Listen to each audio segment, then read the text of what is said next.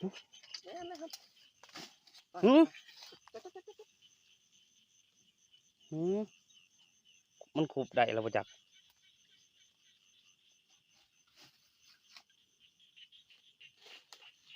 อยู่นานเลยโอ้พี่ขึ้นมาถึงแล้วบ่จักบ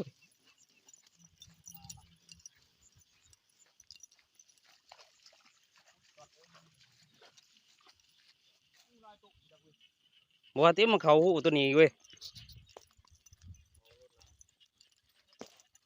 นี่เนาะพวกเจ้าพวกขุดนี่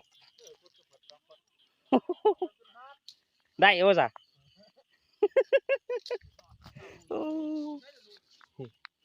นี่ทุกคนดิหูตัวนี้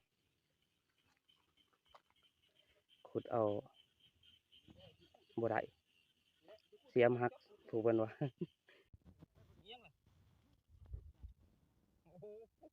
โอ้โหมันไปดอดตัวนั้นบ่จักอ่ะมันไปดอดตัวนั้นบ่จัก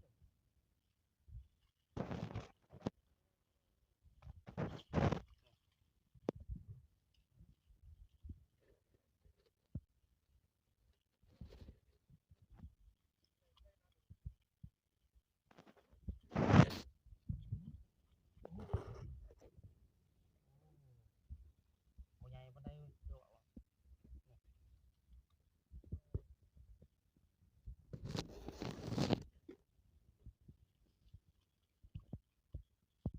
โอ้มันขึ้นตีนจัง